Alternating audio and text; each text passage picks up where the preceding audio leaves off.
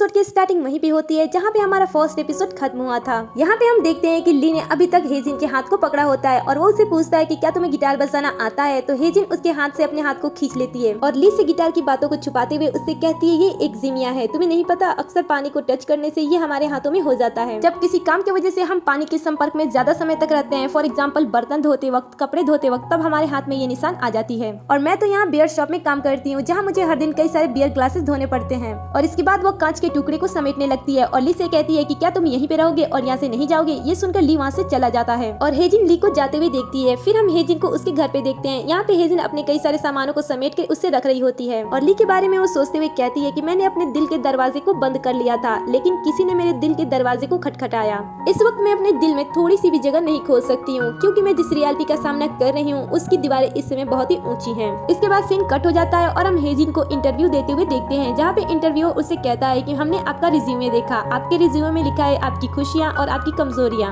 इससे हमें लगता है कि आप जिम्मेदारियों को अच्छे से निभा सकती हैं। क्या आप किसी सेंसेशन का एग्जाम्पल इसी समय दे सकती हैं, फॉर एग्जाम्पल स्क्रिप्ट, स्टोरी या फिर फोटो प्ले। और ये इंटरव्यू का सीन यहीं पे खत्म हो जाता है। उसके बाद हम हेजिन को किसी के साथ देखते हैं जो उसके रिज्यूमे को सुधार रहा होता है। इसके बाद हम फिर से हेजिन को देखते हैं जो कि अपने फ्रेंड के साथ होती है। उसकी फ्रेंड उसके इंटरव्यू से रिलेटेड उससे क्वेश्चन करती है तो हेजिन उसे बताती है कि पता नहीं आने वाला इंटरव्यू में मेरे साथ क्या होगा, बट मैंने सीरियसली तैयारी की है। ये सुनकर उसकी फ्रेंड उससे कहती है कि अगर तुमने तैयारी की है तो तुम्हारे साथ अच्छा ही होगा और मुझे तुमसे जलन होती है क्योंकि तुम मेरे ड्रीम कंपनी में जॉब करने वाली हो। जब तुम्हें वहाँ पे जॉब मिल जाएगी तब हम दोनों साथ में लंच करेंगे। इसके बाद हम हेजिन को इंटरव्यू देते हुए देखते हैं। यहाँ पे हेजिन के साथ एक और कैंडिडेट होती है और यहाँ पे इन दोनों का साथ में ही इंटरव्यू चल रहा होता है। जहाँ बगल वाली कैंडिडेट इंटरव्यूअर को इम्प्रेस कर पाती है, वहीं हेजिन उन्हें इम्प्रेस नहीं कर पाती है, इसलिए जो जॉब होती है वो बगल वाली कैंडिडेट को मिल जाती है। अब यहाँ से हम हेजिन को खाली हाथ जाते हुए देखते हैं और हम देखते हैं कि हेजिन बियर शॉप के अंदर है जहाँ पे इस बियर शॉप की ओनर भी होती है और साथ ही हेजिन की फ्रेंड भी होती है। यहाँ पे जब हेजिन के फ्रेंड को पता चलता है कि उसकी फ्रेंड को जॉब नहीं मिला है तब हेजिन उस कंपनी पे बहुत ही ज्यादा गुस्सा हो जाती है और वो हेजिन से कहती है कि क्या कहकर उसने तुम्हें बाहर निकाला था, कि कंपनी में आने का आपका क्या कारण होता है। इसका मतलब तो साफ साफ होता है कि पैसा कमाना होता है। ये कौन सा बेहुदा क्वेश्चन वो पूछ रहे हैं। तुम मेरी बात सुनो, तुम इन सारी चीजों को भूल जाओ और रिलैक्स करो क्योंकि आज यहाँ पे ज्यादा कस्टमर भी नहीं आए हैं। इसके बाद ओनर कहती है कि अब वो पर्सन नहीं आता है, लगता है मैंने उसके बारे में गलत ही सोचा था। ये सुनकर हेजिन की फ्रेंड पूछती है कि कौन है वो, तो ओनर उसे बताती है कि वो अमीर बेरोजगार घुमक्कड़ लड़का है। इन दोनों की आपस की बातें सुनकर हेजिन को ली के बारे में याद आने लगती है और वो उस चेयर की तरफ देखने लगती है जहाँ पे ली आकर बैठता था। सीन चेंज होती है और अब हम ली के असिस्टेंट को देखते हैं। ली का असिस्टेंट उससे कहता है कि क्या आपको पीली मिल गई। ये सुनकर ली कहता है कि एग्जैक्टली तो नहीं, बट कोई मुझसे मिला है जो उससे मिलता जुलता है। इसके बाद ली अपने असिस्टेंट से कहता है कि आखिर वो कौन से रीजन है जिसकी वजह से ली अपने आप को छुपाती है।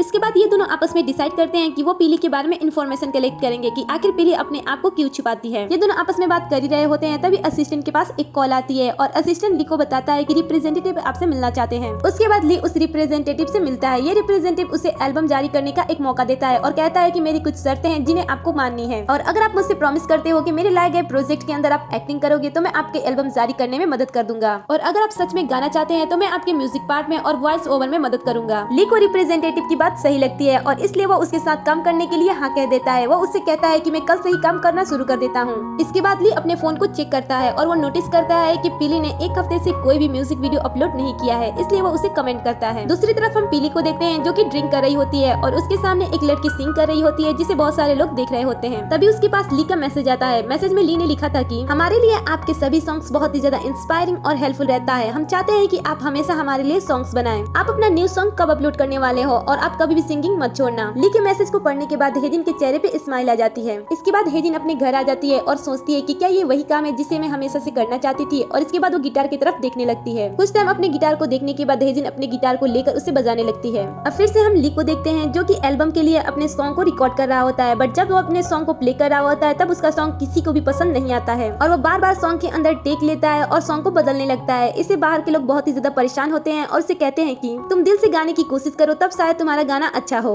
ये सुनकर ली कहता है कि जो सॉन्ग तुमने मुझे दिया है ये अच्छा नहीं है, क्या हम सॉन्ग को बदल सकते हैं। तो रेवी उससे कहती है कि तुमने अभी तक 20 सॉन्ग को चेंज कर दिया है, अब बताओ मैं क्या करूं। तभी ली के मैसेज में एक नोटिफिकेशन आता है। जब वो नोटिफिकेशन को चेक करता है तब देखता है कि पीली ने एक न्यू वीडियो अपलोड किया है, इसलिए वो कहता है कि चलो हम 5 मिनट का ब्रेक ले लेते हैं। तब उसके लोग उसे पूछते हैं कि तुम कहाँ पे जा रहे हो, तब वो कहता है दिल से गाने की कोशिश करने के लिए बाहर जा रहा हूँ।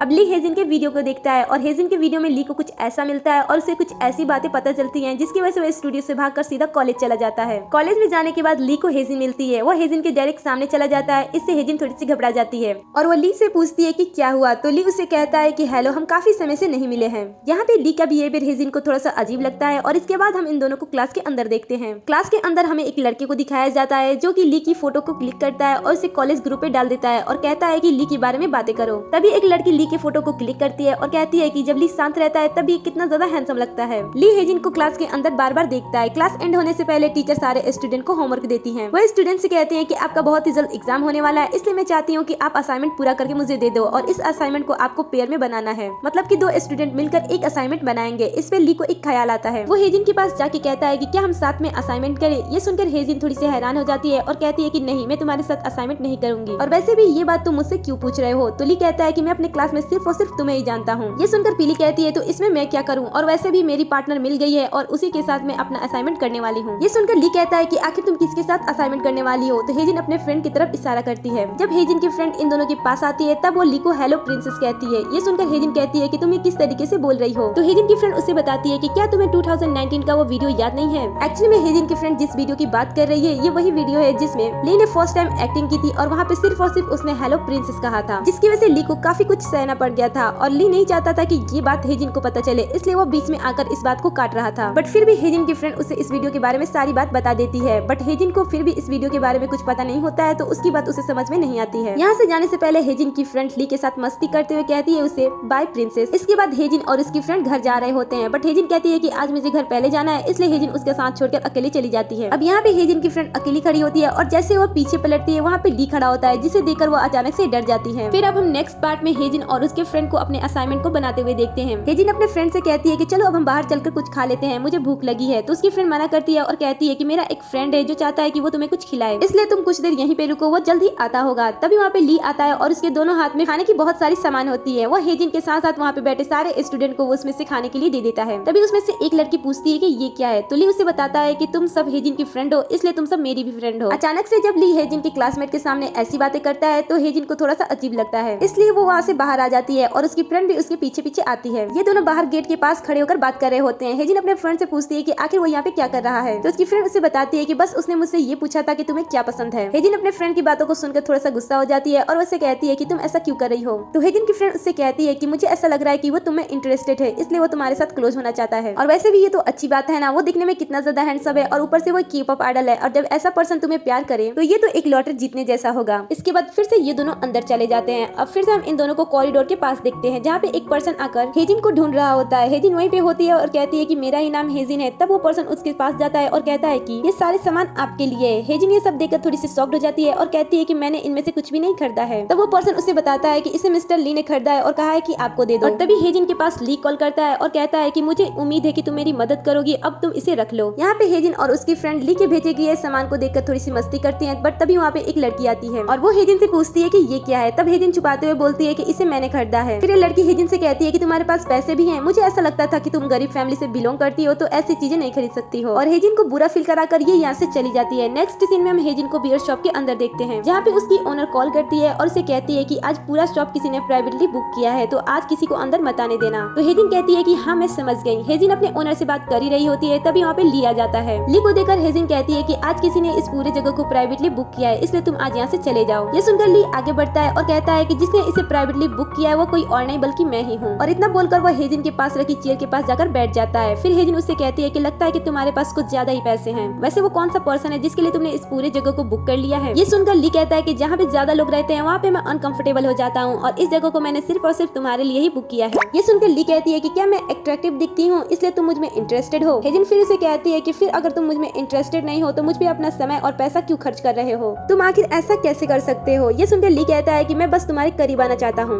यहाँ पे हेजिन ली से बहुत ही ज्यादा गुस्सा हो जाती है और वो ली को बहुत सारी बातें सुनाती है। वो उससे कहती है कि क्या तुम्हें पता है कि एक इंसान किस तरीके से जॉब पाता है, और अगर मैंने एक अच्छी जॉब नहीं पाई तो मैं पूरी तरीके से टूट जाऊंगी। इस समय हेजिन बहुत ही ज्यादा परेशान होती है और वो ली को बहुत सारी बातें सुनाती है। बट ली उसकी किसी भी बात का कोई भी आंसर नहीं देता है और शांति से वो हेजिन के सारी बातों को सुनता है और बिना कुछ कहे वहाँ से चला जाता है। अब नेक्स्ट सीन में हम हेजिन को देखते हैं जो कि अपने घर पे होती है, थोड़ी सी उदास होती है। तभी उसके इंस्टाग्राम पे मैसेज आती है और जब वो अपने इंस्टाग्राम के मैसेज को देखती है तब वो थोड़ी सी और भी उदास हो जाती है क्योंकि उसके इंस्टाग्राम में बहुत सारे बुरे बुरे कमेंट आए होते हैं। अब हम उस असिस्टेंट को देखते हैं जो कि ली के पास कॉल करता है और कहता है कि भाई क्या तुम्हें अपने न्यू एल्बम पे काम नहीं करना है और क्या इसे रिलीज नहीं करनी है? आखिर हम अपने एल्बम की रिकॉर्डिंग करने कब जा रहे हैं? यहाँ पे ली अपने असिस्टेंट की किसी भी बातों को नहीं सुन रहा होता है, वो बस उसके फोन को रिसीव करके उसे छोड़ देता है और इस समय वो सिर्फ और सिर्फ हेजिन के बारे में सोच रहा होता है। मैं सचमुच उसके करीब जाना चाहता हूँ। खैर जाने दो, उसे खुद ही एक्सेप्ट करना होगा कि वो पीली है। मतलब कि ली को हेजिन के बारे में ये बात पता होती है कि पीली ही हेजिन है और हेजिन ही पीली है। बट अगर ली को सारी सच्चाई पता है तो आखिर वो हेजिन को क्यों नहीं बता रहा है कि उसे पता है? आखिर इसके पीछे वजह क्या है, जानेंगे हम इस एपिसोड के सेकंड पार्ट में।